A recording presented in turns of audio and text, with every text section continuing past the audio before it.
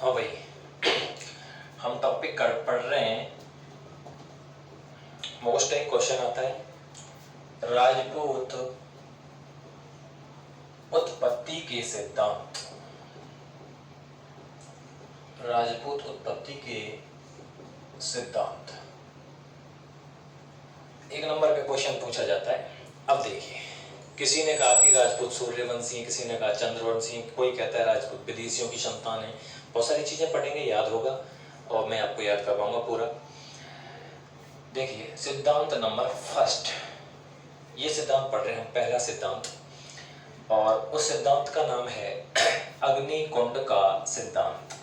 अग्निकुंड का सिद्धांत, ये लीजिए साहब, अग्निकुंड का सिद्धांत, ये पहला सिद्धांत है। अब देखिए अग्निकुंड क्या, कैसे क्या चक्कर है, कैसे कैसे क्या हुआ। अग्निकुंड का सिद्धांत जो देने वाली जो पुस्तक है, जो ग्रंथ है, उसका नाम है पृथ्वीराज रासो। पृथ्वीराज रासो। और इस पृथ्वीराज रासो का लेखक है, ये जो लिखा है इसका लेखक है चंद्रवरदाई। चंद्रवरदाई। और ये चंद्रवरदाई ने लिखा, ये रस कौन से में लिखा, ये लिखा है वीर रस में। कौन सी रस में है? वीर रस। आपने हिंदी में पढ़े होंगे, रौद्र रस, वीर रस, करुण रस, बहुत सारे रस होते हैं। और जो भाषा है वो भाषा है पिंगल भाषा। कौन सी भाषा? पिंगल भाषा। ये पिंगल भाषा में है। अग्निकुंड का सिद्धांत जो मिलता है पृथ्वीराज रासो में, उसका लेखक चंद्रवरदाई, वीर रस में, भाषा है पिंगल भाषा। पिंगल क्या है देखिए, मैं बता देता हूं यहाँ। पिंगल याद रख लेना, पूर्वी राजस्थान, ये राजस्थान बना दिया मैं, ये है राजस्थान। पूर्वी राजस्थान में बोली जाने वाली जो भाषा है वो कौन सी है? पिंगल। और पश्चिमी में जो बच जाएगी वो है डिंगल। तो पैसे बना लेना, पी पू पिंगल पूर्वी राजस्थान की, डिंगल पश्चिमी राजस्थान की। ठीक है, अब देखिए साहब, ये क्या कहती है पृथ्वीराज रासो, इसके अनुसार हम पढ़ रहे हैं सिद्धांत नंबर फर्स्ट, और शायद इसी में से क्वेश्चन बन जाता है ज्यादातर। तो देखिए, ये है हमारा पूरा के पूरा राजस्थान, और ये है हमारी पर्वतमाला, अरावली पर्वतमाला, और यहां पर पड़ता है माउंट आबू। माउंट आबू, अब समझना ध्यान से। माउंट आबू, माउंट आबू कहाँ है? माउंट आबू है सिरोही में। कहां पर है माउंट आबू? सिरोही में। हिंदू ओलंपस कहा था गुरु शिखर को, किसने? कर्नल जेम्स टॉड ने। तो ये पढ़ रहे हैं माउंट आबू। इस माउंट आबू पर्वत पर एक ऋषि रहते थे, उनका नाम है वशिष्ठ मुनि। वशिष्ठ मुनि। और वशिष्ठ मुनि रहते थे आबू पर्वत पर।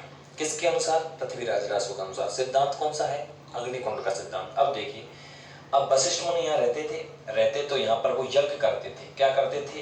यज्ञ। एक दिन क्या हुआ, कुछ लोग आए और आकर के उन्होंने उनके यज्ञ में पानी डाल दिया। उनके यज्ञ में पानी डाल दिया और यज्ञ खंडित हो गया। वशिष्ठ मुनि की आंखें खुली, गुस्सा आया। वशिष्ठ मुनि ने गंगा जल उठाया, और गंगा जल उठा करके पहले उनसे पूछा तुम कौन हो? तो ये बोलते हम तो राक्षस हैं, कि मेरे इसमें यज्ञ में पानी क्यों किया? कर दिया तो कर दिया। तो अग्नि, उसने अपना कमंडल उठाया और उसमें से जैसे ही जल लेकर के पढ़ करके उसको फेंकने लगता है तो वो गायब हो जाते हैं। दूसरे दिन फिर आते हैं, तीसरे दिन फिर आते हैं, मतलब रोज उनके यज्ञ को खंडित कर देते हैं। कौन? वो राक्षस। पता नहीं वो कौन है, लास्ट में आपको उत्तर मिलेंगे सारे। ठीक है, अब वशिष्ठ मुनि परेशान। तो वशिष्ठ मुनि ने क्या किया, ये अग्नि यज्ञ में यहाँ बना देता हूँ कुछ देर के लिए, ठीक है ना। यहाँ वशिष्ठ मुनि जी बैठे हैं और ये अग्नि यज्ञ कर रहे हैं। तो वशिष्ठ मुनि को बड़ा गुस्सा। वशिष्ठ मुनि ने सोचा कि मुझे अपने लिए बॉडीगार्ड निकालने चाहिए, बॉडीगार्ड लगाने चाहिए, जिससे कि मैं यज्ञ को कर सकूं पूरा। तो देखिए, अब ये अग्निकुंड का सिद्धांत ऐसे बना। तो अग्निकुंड में उन्होंने, और अग्निकुंड में से उन्होंने पढ़ कर के एक पहला व्यक्ति निकाला। उस पहले व्यक्ति का नाम है दोस्तों प्रतिहार। क्या नाम है? प्रतिहार, प्रतिहार, ठीक है। प्रतिहार, प्रतिहार में अभी मान लेते हैं प्रतिहार में शक्ति थी कि ये 5 आदमियों का डट कर के मुकाबला कर सकता है। तो राक्षस अगले दिन फिर आए और एक बॉडीगार्ड खड़ा हुआ मिला यहाँ पर उनको, ऐसे ब्लैक कलर के कपड़े और ऐसे खड़ा। उन्होंने देखा, भाई उससे पूछा कौन है तू? मान कि मैं बाबा को गार्ड हूँ भैया। उसने कहा बाबा कितने पैसे देता है? बहुत पैसे देता है। तुम कौन हो? हम राक्षस हैं। तुम क्यों आए हो? हमारी मर्जी, हम आ गए। उसने कहा तो तू बाबा का बॉडीगार्ड है? उसने कहा हाँ मैं बाबा का बॉडीगार्ड हूँ। तो इस बॉडीगार्ड को उन राक्षसों ने और बुरी तरह से पीट दिया। कहने का मतलब इनमें युद्ध हुआ और ये उनसे हार जाता है, राक्षसों से, और राक्षसों से हार जाता है और राक्षस यज्ञ में पानी कर करके और वापस भाग जाते हैं। बड़ी टेंशन। बाबा प्रतिहार बोलता है बाबा ऐसे ही पिटूंगा का मैं रोज? वाने के इसीलिए लगाया है तुझे, ये लोग आते हैं। बाबा मैं नहीं करूँगा तेरी नौकरी, मैं तो रिजाइन लेटर लिख के दे के जा रहा हूँ, मैं ना करूँगा तेरी नौकरी। वाने की रुक जा, एक और निकाल लेता हूँ, एक बॉडीगार्ड और लगा लेता हूँ। तो बाबा ने दूसरे दिन मंत्र पढ़े, भैया यज्ञ में थे वाने दूसरा आदमी निकालो। उसने सोचा ऐसा आदमी निकालूं जो लड़ाई लड़ सके, मार दे उन दूसरों को। दूसरे व्यक्ति का नाम है, ध्यान से पढ़ना इसको, परमार। क्या नाम है? परमार। पहली प्रीति, प्रीति माने दूसरे, हार माने हराने वाला, दूसरों को हराने वाला।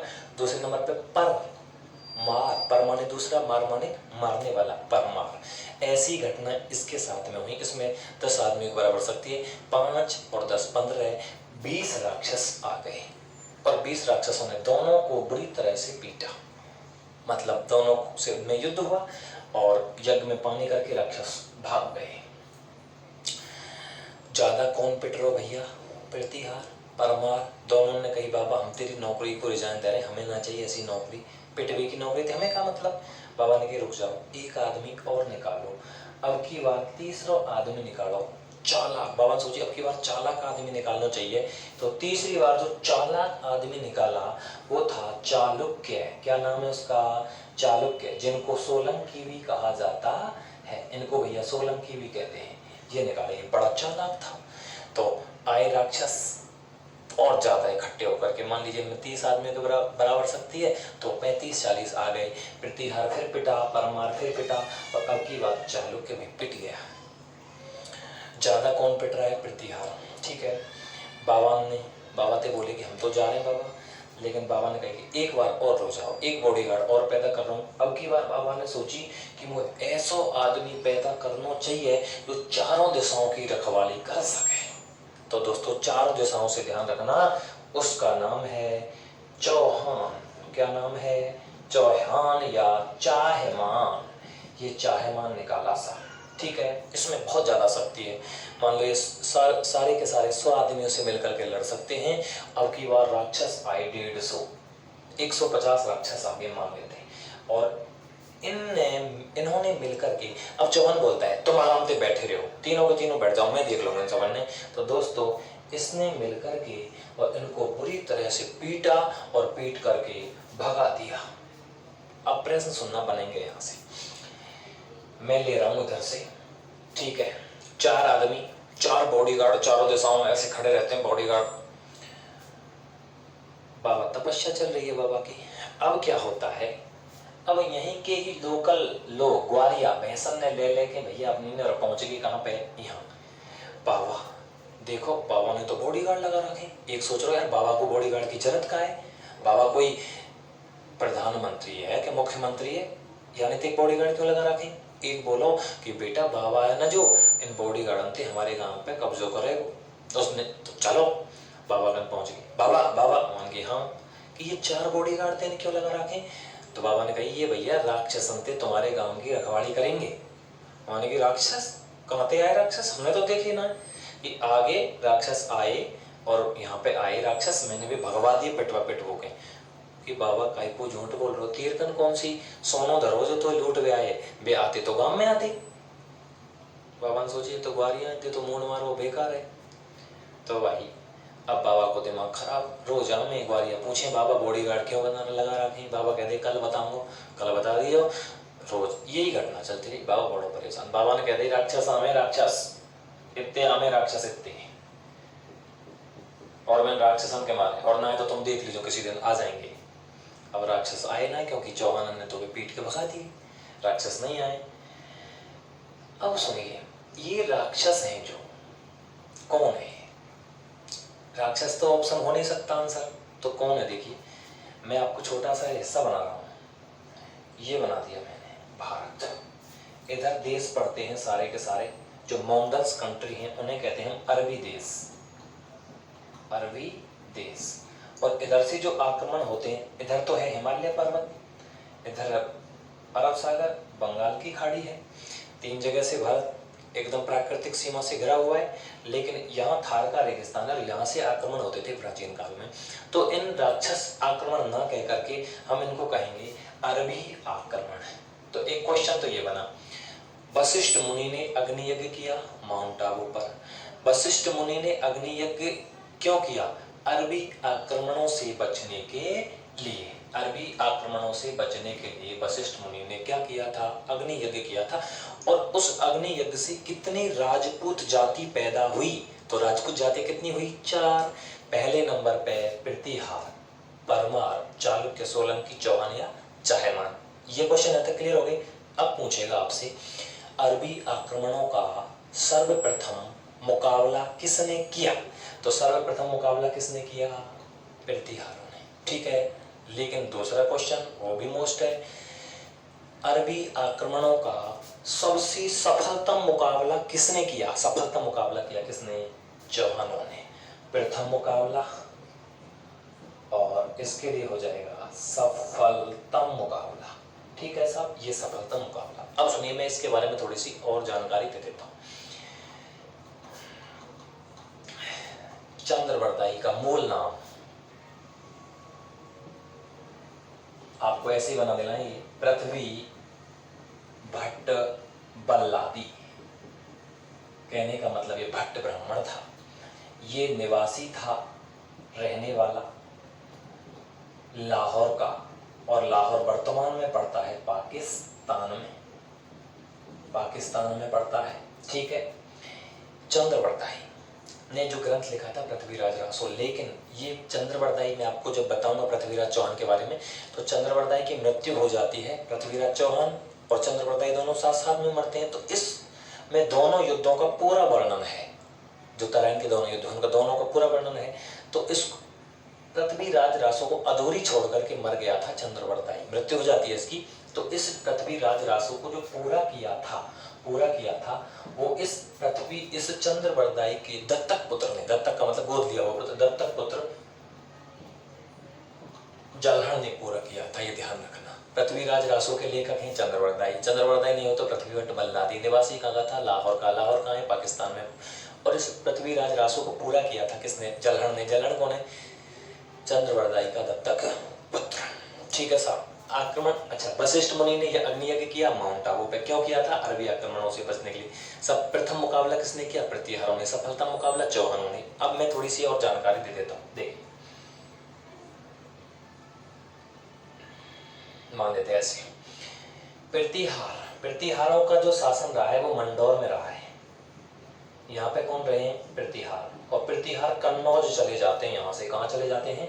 कन्नौज। कन्नौज यूपी में पड़ता है, ठीक है साहब। उसके बाद में हमारा आते हैं परमार। परमारों का शासन रहा है सिरोही में।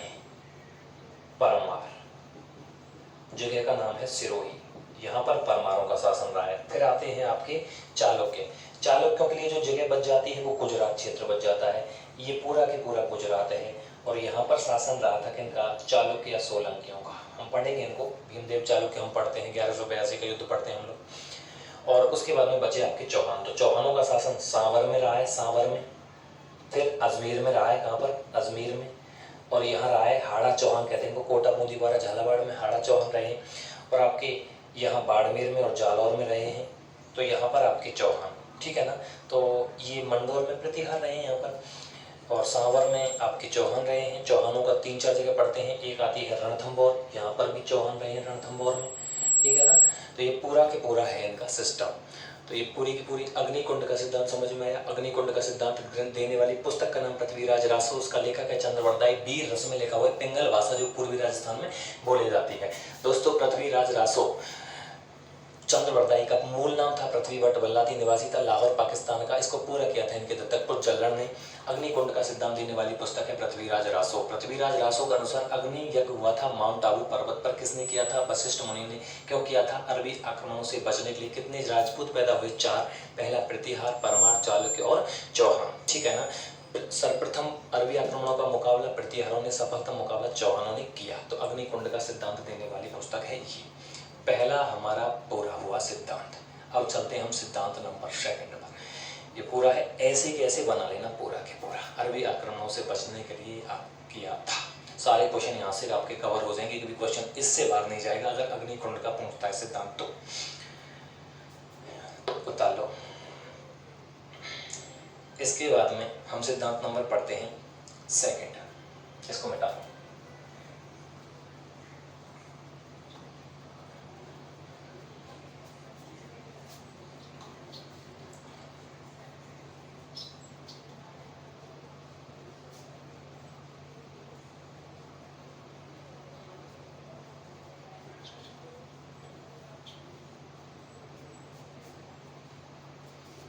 सिद्धांत नंबर 2।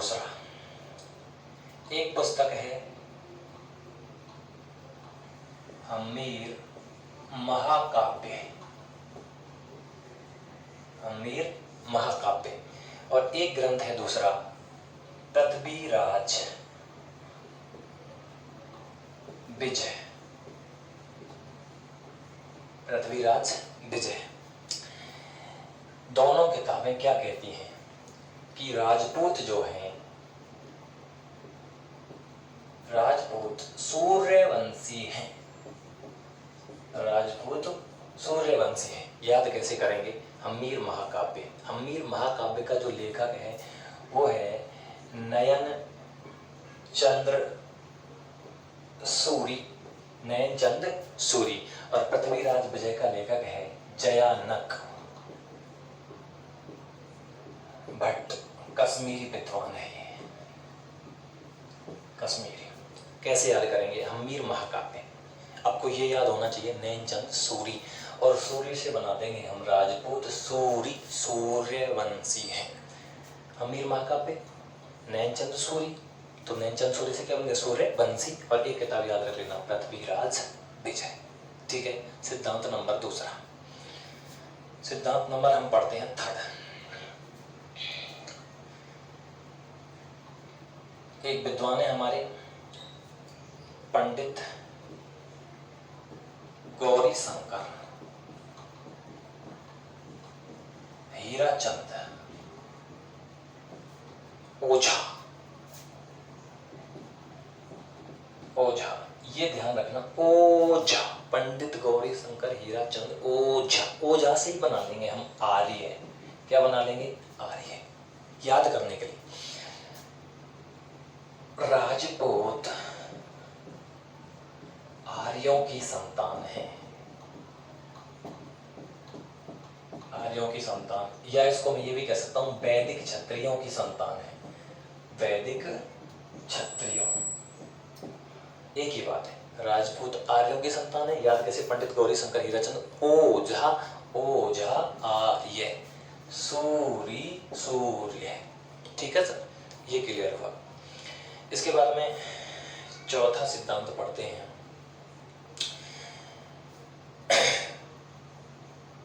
एक ताम्रपत्र है, ब्रोच गुर्जर ताम्रपत्र। ब्रोच गुर्जर ताम्रपत्र। कनिंघम के अनुसार, पटवारी में पूछा गया 2016 में, ब्रोच गुर्जर ताम्रपत्र कनिंघम के अनुसार ये क्या कहते हैं कि राजपूत चीन की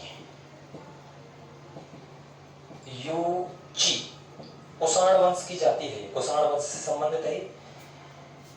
राजपूत चीन की यूची जाति के वंशज हैं। ये याद रखना है, मोस्ट पूछा गया ब्रोच गुर्जर ताम्रपत्र के अनुसार या कनिंघम के अनुसार राजपूत चीन की यूची जाति के वंशज हैं। किसने कही ये बात? कनिंघम ने, या ब्रोच गुर्जर ताम्रपत्र के अनुसार। ठीक है साहब, अगला सिद्धांत हम पढ़ रहे हैं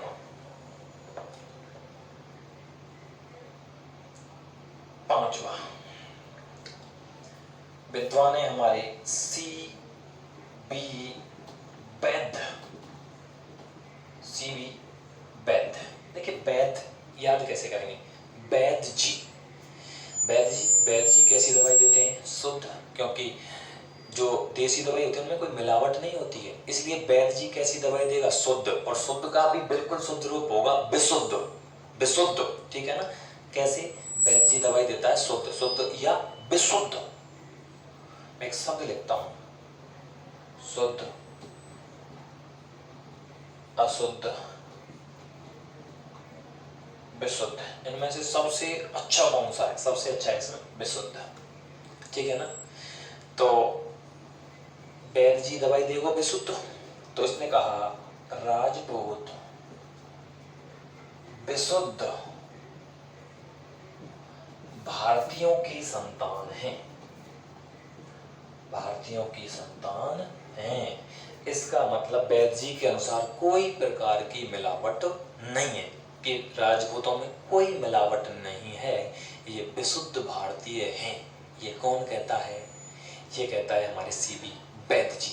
वैद्य जी विशुद्ध दवाई देगा तो वैद्य जी ने विशुद्ध बात कह दी, ठीक है। अगला सिद्धांत हम पढ़ते हैं छठा, ब्रज दो लाल चट्टोपाध्याय, ये क्या कहते हैं कि राजपूत, राजपूत भारतीय सामाजिक एवं आर्थिक क्रिया की उपज हैं। राजपूत भारतीय सामाजिक एवं आर्थिक क्रिया की उपज है, ठीक है ना। अगला है हमारा सातवां, विशुद्धानंद के, विशुद्धानंद, ये विशुद्धानंद, देखो नाम तो है विशुद्धानंद, लेकिन इन्होंने बहुत ज्यादा मिलावट कर दी। इन्होंने कह दिया राजपूत विभिन्न जातियों का मिश्रण है,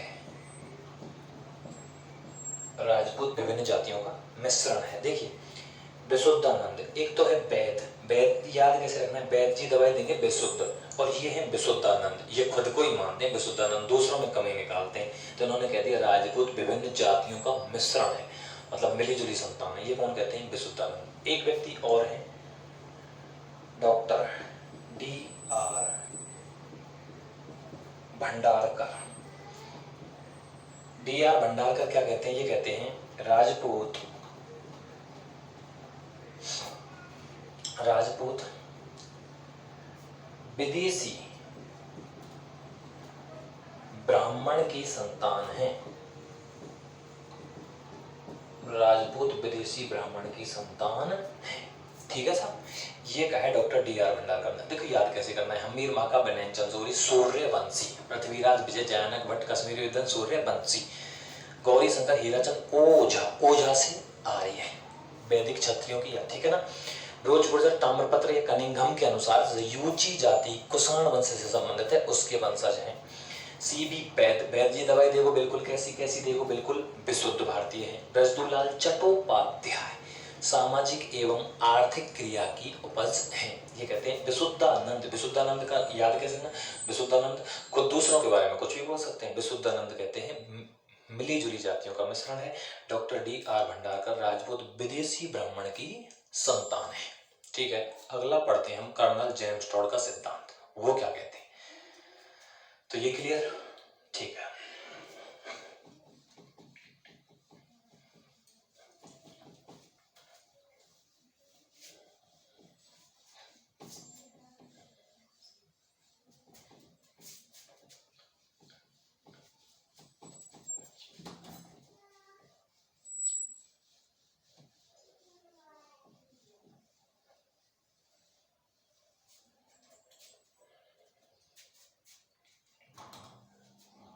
कर्नल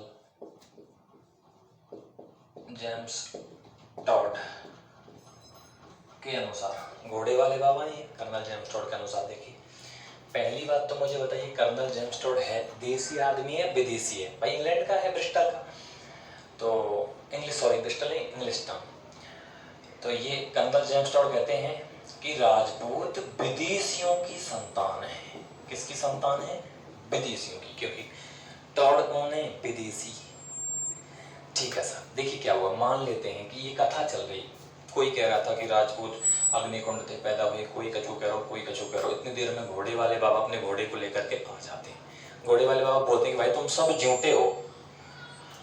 उसने कहा क्यों भाई, झूठे क्यों है? उसने कहा कभी अग्निकुंड में से बच्चे निकले क्या? तो चूल्हे में थी संतान पैदा है, लग जाएगी। सब चुप हो गए। उसने कहा तो आप बता दीजिए, आप अपना मत दीजिए, ठीक है ना, याद करने के लिए पढ़ रहा हूँ, आप अपना मत दो। तो कर्नल टॉड क्या कहता है? देखिए कर्नल टॉड कहते हैं कि भाई राजपूत विदेशियों की संतान हैं।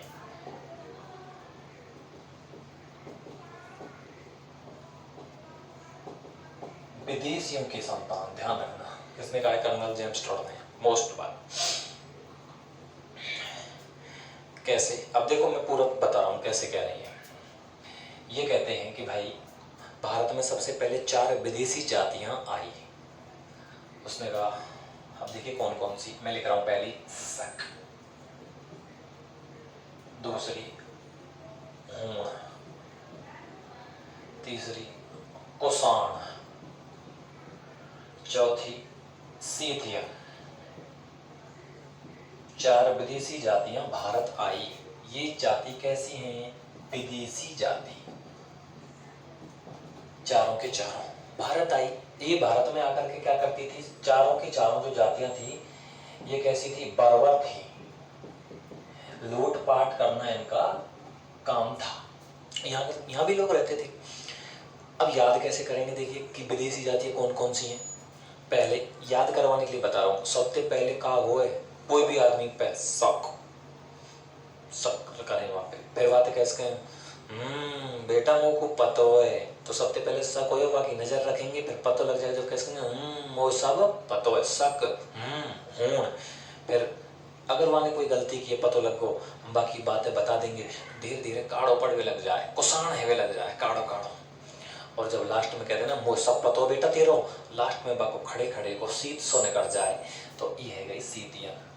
शक हुआ पहले, फिर कुषाण, फिर सीथियन। अच्छा, बर्बर जाति लूटपाट करना इनका काम था, आपस में लूटपाट करे कई बारी। तो किसी आदमी ने इनको समझाया कि भाई तुम लूटपाट करें, तुम एक काम करो, तुम चारों के चारों और आपस में वैवाहिक संबंध स्थापित कर लो। तो इनने आपस में कौन से संबंध स्थापित कर लिए? वैवाहिक संबंध है। अब मुझको बताओ, 4 की तो वैवाहिक संबंध स्थापित हुए, तो 5वीं संतान कौन सी पैदा होगी इनसे? 5वीं संतान जो पैदा हुई वो कौन सी हुई? राजपूत पैदा हुई। ये कौन के अनुसार है? कर्नल जेम्स टॉड के अनुसार। तो राजपूत कौन की संतान है? विदेशियों की संतान है। शक, हूण, कुषाण, सीथियन का मिश्रण, 5वीं संतान कौन पैदा हुई? राजपूत। ये किसने कहा है? घोड़े वाले बाबा ने, और घोड़े वाले बाबा हैं कर्नल जेम्स टॉड। ये सिद्धांत क्लियर हुआ? ठीक है, हम नेक्स्ट का सिद्धांत देखते हैं। अब मनु स्मृति के अनुसार, नीचे लिख रहा हूं, मनु स्मृति के अनुसार देखिए ये क्या है? राजपूत ब्रह्मा की संतान है, ब्रह्मा की संतान है। मनुस्मृति कहती है कि राजपूत ब्रह्मा की संतान है। और एक हमारा वेद है, वाको नाम है ऋग्वेद। ऋग्वेद के अनुसार क्या है? ऋग्वेद के अनुसार है राजपूत, इनको क्षत्रिय भी कहते हैं, राजपूत ब्रह्मा की भुजाओं से उत्पन्न हुए हैं। राजपूत ब्रह्मा की भुजाओं से उत्पन्न हुए हैं, ठीक है ना। अगला एक और सिद्धांत है, उसका नाम है B.S. स्मिथ। B.S. स्मिथ के अनुसार ये क्या कहता है? राजपूत भारतीय राजपूत खोखर गोंड आदिम जातियों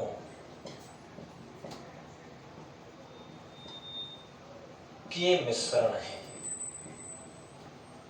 ये कौन कहता है? BS इसमें, डॉक्टर BS इसमें।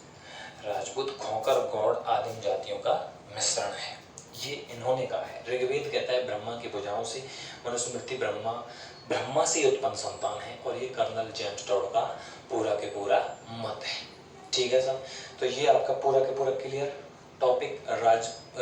राजपूत उत्पत्ति के सिद्धांत हमने कई इसमें पढ़ लिए, 10-11 के आसपास पढ़ लिए, यहाँ से आपका क्लियर हो जाएगा। ठीक है दोस्तों, और हमारा जो देव क्लासेस खेड़ी के नाम से जो यूट्यूब चैनल है उसे सब्सक्राइब करिए और उसको शेयर भी करिए, जिससे कि वीडियो बहुत सारे लोगों तक, ज़्यादा से ज़्यादा लोगों से देखें और आपको फ़ायदा मिले पूरा। तो ये 1 नंबर का हमारा टॉपिक क्लियर हो गया।